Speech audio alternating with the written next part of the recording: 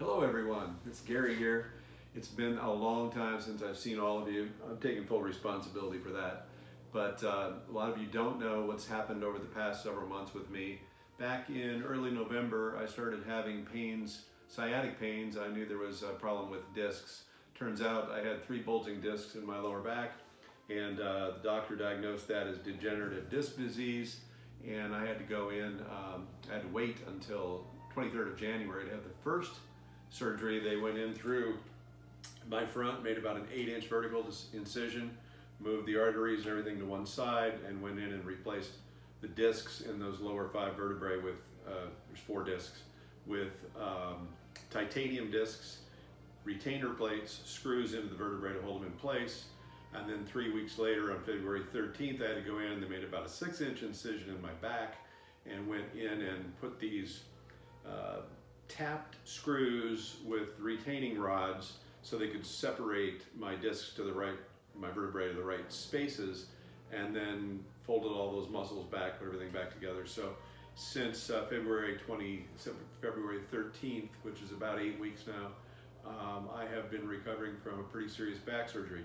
In fact, I went in last week for my follow-up. Doctor thinks I'm doing great. I'm still in a lot of pain, not the initial pain, but pain from the surgeries, and where they, all the muscle and everything that's in there and all the little pokey parts. He thinks I'm doing great, but he said, you have to be patient. This is a 6-month or plus recovery period. And you had 2 very big, very major, very intrusive surgeries. And I was like, yeah, I don't remember you telling me that prior to the surgeries, but that's okay. So I'm able to walk now. I'm able to drive a little bit, maybe an hour and a half if I have a soft pillow underneath me and in my back. Still having trouble sleeping. I've still got a lot of pain around the incision in my back where all those parts are poking, and they also took a chunk out of my pelvis for to create a bone graft, mix that up with magic cement, put that around all the parts. So when this is all done, all my lower vertebrae won't be able to bend or twist. There'll be one complete bone, and I should be pain-free or pretty close to that. I'm looking forward to that because this has been a long haul already, since 1st of November, so November, December, January, February, March, April. It's been a haul. I just got to be patient.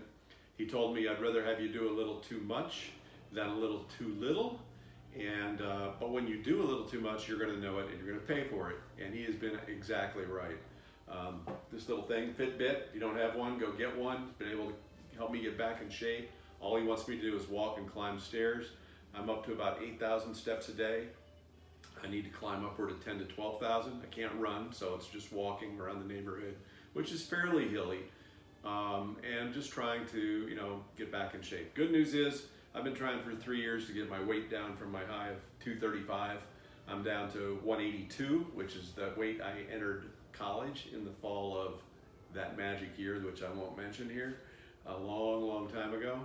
And it's the first time I've been able to get back into size 33 pants, so I feel great, good shape, got rid of most of my bad habits as far as eating, drinking, etc., and just trying to maintain a healthy lifestyle. I hope you are too. I hope you're all safe.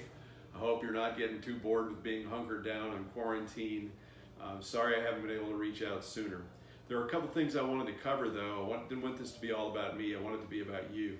I've had a number of calls over the past few weeks asking about forbearance.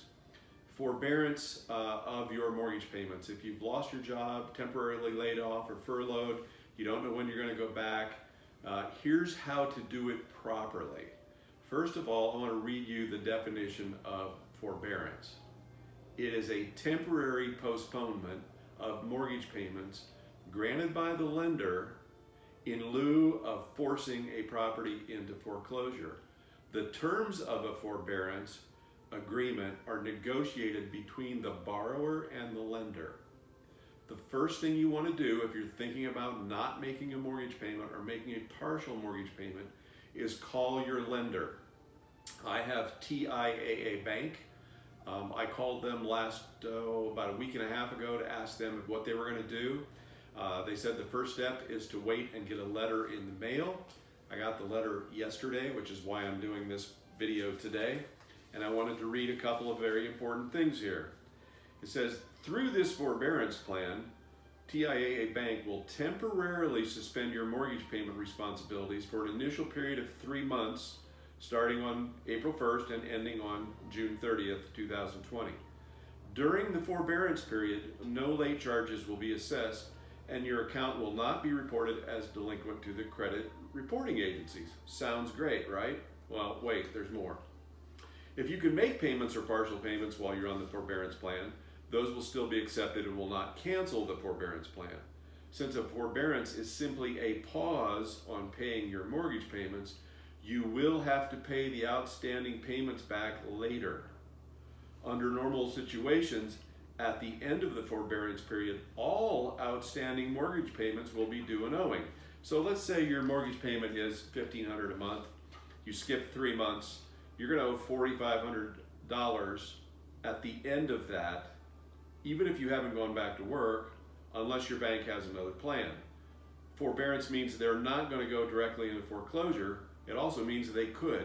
They have no commitment here of what they're going to do yet. It says, however, given how uncertain times are right now, prior to the end of the initial forbearance period, we'll reach out to you to get an update on your situation. If you're not able to resume payments at your regular mortgage payments and the payments pause, so notice, June 30th, so you skipped April, May, and June. July 1st, you have 4 payments due. You have $6,000 due, and if you haven't started back to work yet, or you're not able to save an additional $1,500 a month during those 4 months, you're already behind. If you're not able to resume your regular mortgage payments and the payments pause during the initial forbearance period, including the current month's payment, we can discuss other options that may be available from your investor, such as a forbearance extension, a repayment plan, a deferment, or a loan modification. So I asked them, a person I had on the phone after I got the letter, what's going to happen July 1st if I owe you those 3 months payments and I don't have it? And the answer was, we don't know yet. There's no guarantee yet. You may or may not qualify for a repayment plan. We're hoping not to have to foreclose on people's homes. That's not our plan. We'd like to give you a repayment plan. I said, okay, so let's assume that I owe $1,500 a month for 3 months. That's $4,500. Plus I owe July 1st. What do I have to pay? She says, well, absolutely, you have to pay July 1st. So you got to pay that $1,500. So now I've got $4,500 that I owe. How long of a repayment plan will you give me? Probably a maximum of 6 months. So $4,500 divided by 6 months, easy math, right? Little about $750 a month. So somehow, while you're making your regular $1,500 a month mortgage, you've got to come up with another $750 a month. So here's my advice. If you can, by any means, do not enter into a forbearance plan. Find a way, borrow from a relative, charge up your credit card, do something. Do not take a forbearance plan unless you absolutely have to. It is asking for trouble down the road, and we don't know where that road's going right yet. So let me end that with just saying, that's my take. You can get your own response from your own bank, and you should. Make sure you get it in writing, not just a phone call with somebody's name that you write down and you call back later asking for Deborah and Deborah isn't there, okay? That's the end of that lecture, but I will tell you, a lot of years experience in the real estate industry. Be careful, don't do it. Second thing is, a lot of people have been asking me, what's happening with me? What's happening with real estate? I still have listings, still getting buyers showing up. Of course, we have to be very careful. I go wearing a mask and gloves. I open up the place, ask the buyers who are coming to stay their distance away from me. I go outside, they go in wearing gloves and a mask so they can, I try to have all the doors open and lights on so they don't have to touch anything. After they leave, we talk outside at safe distance, and then I go back in and wipe everything down, locks, door handles, cabinets, everything, preparing for the next people to come in. So if my clients are still living in the house, it's totally safe. Even if the house is vacant, at least it's safe for the next set of visitors. Sometimes another agent will come and use the lockbox. I've been putting on combo lock boxes, the kind with the dials, instead of just anybody enter who has a license to control access a little bit better. I also have buyers right now, and buyers are moving forward. In Texas, real estate has been considered an essential business. A lot of people don't have a choice of when they have to move, whether it's family events, divorce, marriage, having another baby, moving here, from getting transferred to a job, moving jobs from one south part of the city to the north part of the city. A lot of things are happening, so people still need to buy houses, and we're working the same way with buyers as we are with sellers, at a distance, very carefully, making sure that nobody's got a fever, nobody's coughing or sneezing, everybody's got masks, everybody's got gloves. So if you need to list your house right now, we can do it, and we are doing that, and they are getting showings, and they are selling, because inventory right now is very, very, very, I'm gonna add one more, very low. Buyers have almost nothing to choose from, and buyers have deadlines, and they are serious. Plus, as a buyer, now is a great time to lock in that interest rate. Some lenders are offering 9-month locks, believe it or not, especially for new home builders. Now is a great time to buy a new home. Builders have inventory. They were already scaling up for the summer. Not as many people are coming out. They know that. They have virtual showings, other things we can do. If you're afraid to go out, I can go out and video and send you all the floor plans, 3D tours, all those things. But right now is a great time to buy a brand new house. If you've been thinking about moving to a neighborhood, a new construction neighborhood, I have never seen better deals, more that the builders are discounting or giving away at the design centers, different incentive programs. Their lenders have incentive programs. It is a great time to buy a brand new construction home. So all of that said, and I'll get the real estate part of the way out of the way now. We've talked about me, talked about real estate. We'll talk about something else in a minute if you're still bearing with me. But the first thing is, if you've been thinking about selling your house this year and buying a different home, or if you need to move from the area, give me a call. I have plenty of extra time right now to run numbers on your house and give you an honest valuation of what I think your house will bring on the marketplace. You might be shocked at how much equity you have in your house, especially those of you who I worked with 5, 6, 7, 8 years ago. People, when I give them the numbers, most people are like, wow, I had no idea I had that kind of equity. You can take some of that equity and pay off other debts to increase your credit ratio, to get lower decrease your income to debt ratio, so that you get, increase your income to debt ratio, decrease your debt to income ratio, and improve your credit score so you can get lower rates still. I just saw 3 1/8 on a 15-year loan. I just saw 2.875 on a 10-year loan. So the rates are unbelievable right now. We don't know what they're going to happen if the economy doesn't kick back. So if you're thinking about it, give me a call. Let's run some numbers and let's see. And I'll also tell you when's the best time to put your house on the market. It may not be right now, depending on your neighborhood and what else is available and what else you're competing with. I'm also stopping marketing costs. I was spending about $2,000 a month last year on magazine articles, Facebook posts. I'm not paying for any of that this year. I decided that my money is better spent helping individual sellers, me investing some of my money to help you prepare your home and invest in professional staging. Much better return for you, much better for me, and advertising, quite honestly, in this marketplace hasn't done that much for anybody. So that's my new plan. One more thing on the real estate market. If you sign up for a builder right now, you might be able to put as little as $5,000 down on a $500,000 house. It's going to take 8 to 10 months to build. So we have plenty of time to get your house on the market and sell. You can live in your own house until the house is ready. We can put a contract together. You might need to lease it back for anywhere from 10 to 30 days. We can coordinate so that you have time, a little bit of overlap. You're not going to have that first month's payment right away. So on the new house, so we can time that so that you have plenty of overlap to move into the new house, come back and clean up the other house. it's been working very, very smoothly.